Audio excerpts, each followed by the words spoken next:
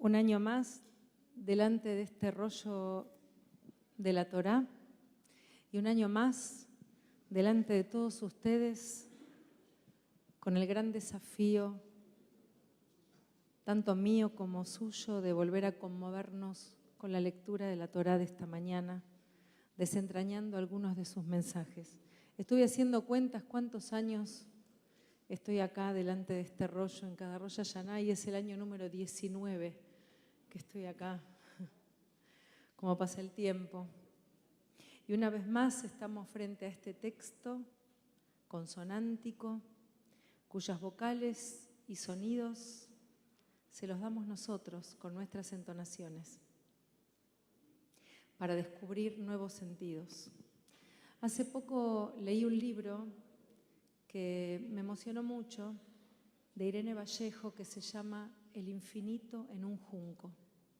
El infinito en un junco, en el que relata la invención de los libros en el mundo antiguo.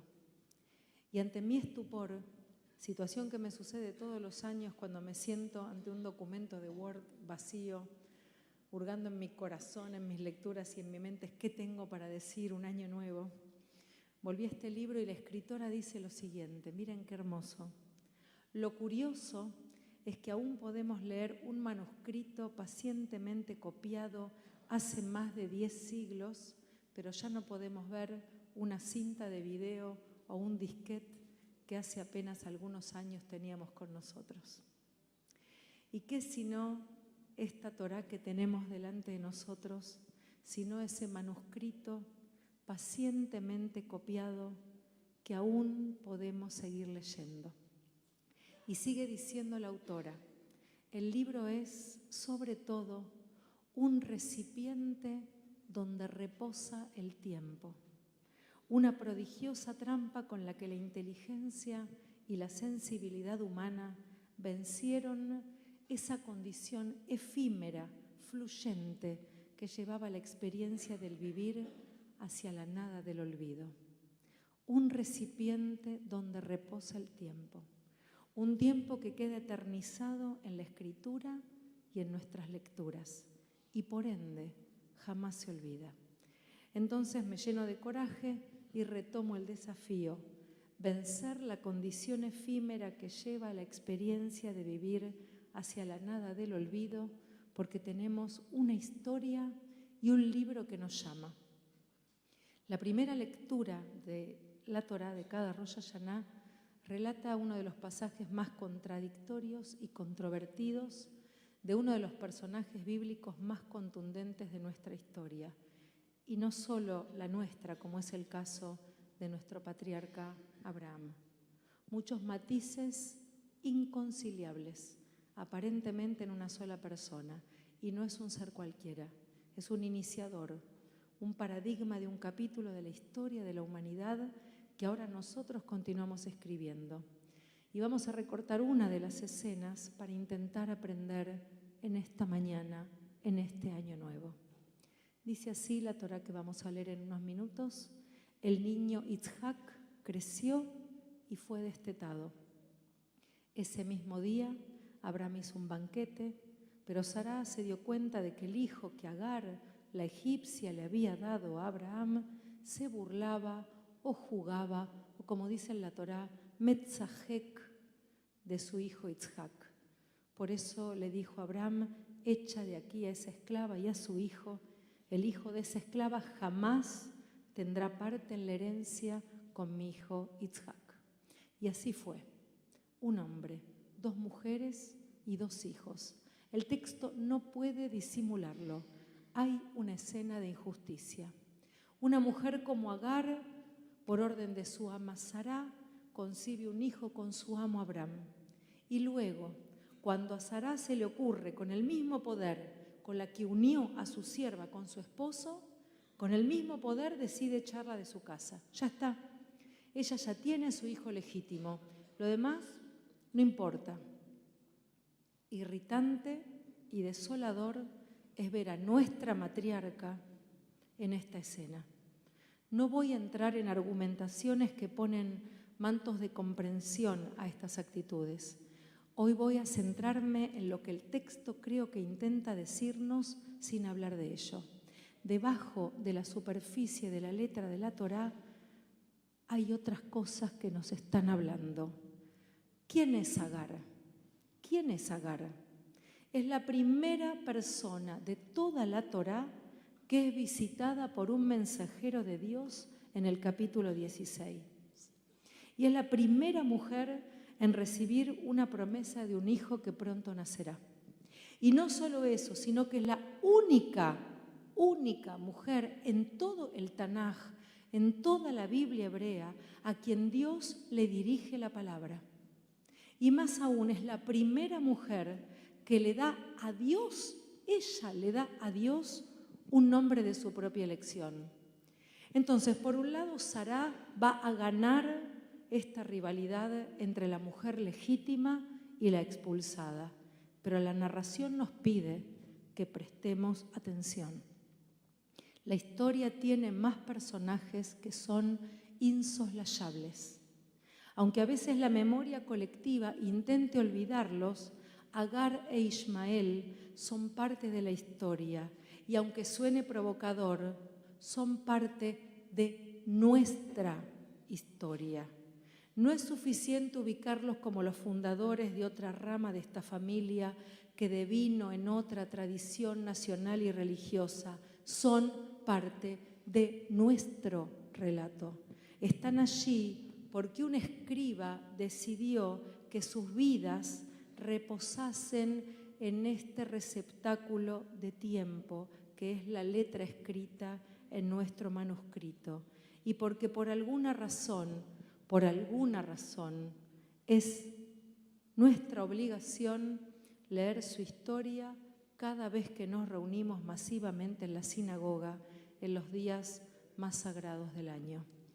Hay una expresión que acompaña el desarrollo de las vidas de estos personajes en las que quisiera detenerme. Un verbo que se repite casi hasta el cansancio, que es oír, escuchar, ser escuchado. Miren, unos capítulos antes al que vamos a leer hoy, en el capítulo 16, versículo 11, cuando Agar es echada la primera vez de la casa de Abraham, Dios le dice: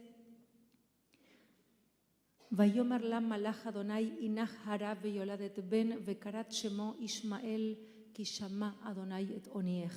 Y le dijo el ángel de Dios: estás embarazada, vas a dar a luz un hijo y le pondrás por nombre Ismael, porque el Señor ha escuchado tu aflicción. Y verbo que se repite en la lectura de hoy: Vaishma Elohim et kol anar. Y cuando Dios oyó al niño llorar, el ángel de Dios llamó a Agar desde el cielo y le dijo: ¿qué te pasa, Agar? Malach Agar, no temas, porque Dios ha escuchado los sollozos del niño. Kishama Elohim et kol anar ba'asherusham. No podemos ser indiferentes ante este detalle. Dios escucha a quienes fueron desterrados de su casa y de nuestra genealogía. Dios escucha a quienes no pertenecen a nuestro linaje y es esa escucha la que los salva y nos salva. Hoy vivimos en una encrucijada. O dejamos de escuchar para salvarnos de tanta virulencia verbal, de tanta palabra maltratada y vacía de significado, o escuchamos todo el tiempo la tragedia de tantos que, como Agar e Ismael, lanzan una voz al desierto con poca probabilidad de que alguien les responda, y esto también se nos torna insoportable. Sin embargo, siento que la lectura de la parashá de hoy puede ofrecernos salir de este binomio sin salida. Hay una escucha que salva y que no depende de nadie más que de nosotros mismos. Hay quienes hablan del arte de escuchar como un arte respiratorio, un gesto de hospitalidad, dicen, que nos inspira, nos hace respirar. La hospitalidad nos hace respirar mientras albergamos y protegemos. Hoy en día, cuando rezamos, lo imaginamos a Dios escuchando nuestras plegarias y les pedimos: Shma Koleinu, escucha nuestra voz. y decimos Baruch atah Adonai shomea tefilá, bendito seas que escuchas nuestras plegarias. ¿Qué le pedimos a Él que nosotros estemos dispuestos a hacer? También en los Teilim, en los Salmos, abundan metáforas de Dios escuchando al hombre. Por ejemplo, cuando decimos, yo te he llamado porque me vas a responder, Dios, inclina tu oído hacia mí, escucha mi palabra, Shma Imrati. Esta parashá nos pide, aún sin decirlo, que volvamos a creer en la belleza de la escucha. Este tiempo de plegaria, de introspección, de revisiones, nos encuentran también dilucidando sobre nuestras escuchas. ¿Cuántas veces quedamos clamando como Agar en el desierto sin sentir que nadie nos presta atención? ¿A cuántos les hacemos lugar en nuestros espacios y a quiénes les cerramos la puerta? Abraham no supo escuchar, Sara tampoco. A Ismael en su casa nadie lo escuchó, a Agar tampoco. Si hubiera mediado la escucha, ninguna de estas escenas dolorosas habría sucedido. Alguien debía reparar en esta situación, aparentemente sin salida, y fue Dios quien escuchó su súplica y actuó en consecuencia. La repetición de este verbo, oír, escuchar, es un llamado de atención a nuestros modos de cuidar, de amar, de proteger, de alojar, a los más cercanos y a los que se quedan muchas veces sin voz, de tanto pedir y gritar sin encontrar respuesta, sin teshuvá, que tanto nombramos en estos días. A veces solo un acto de escucha puede salvar una vida. Allí puede comenzar un proceso de reparación que redime a quien se siente sin salida. La escucha reconcilia, sana y salva. Nos ofrece un espacio de tiempo detenido que nos permite retener aquello que se nos esfuma de las manos en tiempos de tanto agotamiento y frenesí.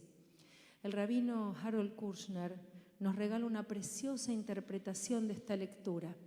Cuando Agar e Ismael se encuentran solos en la hostilidad del desierto, nos cuenta la Torá que la madre va a poner a su hijo debajo de un arbusto, lejos, porque ella no puede soportar verlo morir.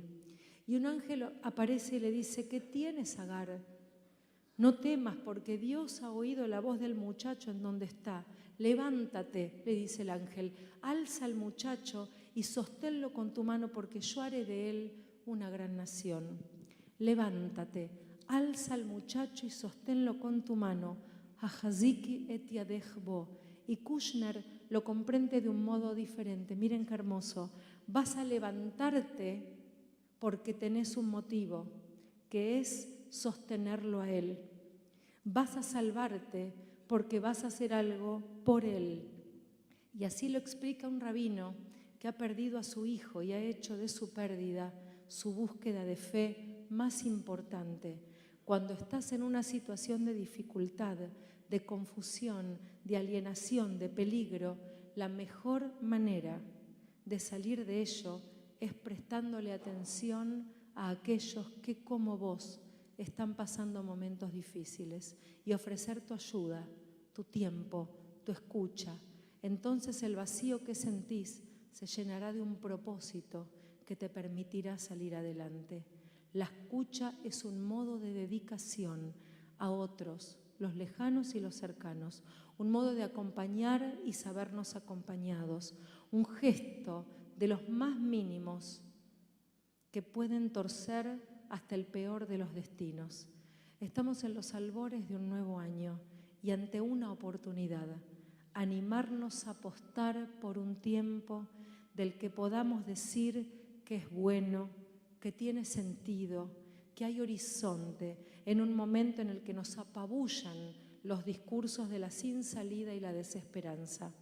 Y decía al comienzo que si bien Agar e Ismael no pertenecen a nuestro linaje, ¿cuántas veces nos sentimos como ellos?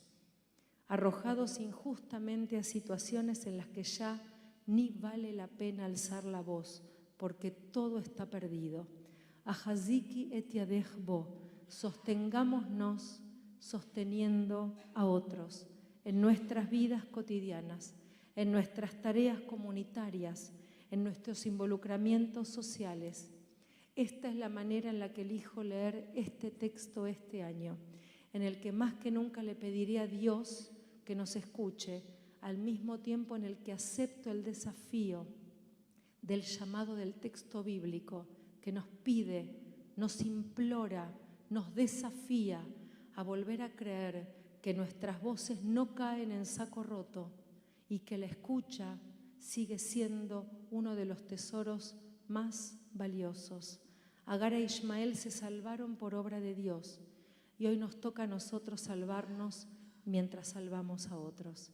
Y quisiera, como introducción a la lectura de la Torá, leer una pequeña meditación compuesta por un poeta norteamericano, Danny Siegel, que nos acompañe durante todos estos días de lectura de Torá, de introspección y de tefilá. Que tus ojos puedan brillar con la luz de esta Torá y tus oídos se animen a escuchar la música que emana de sus palabras.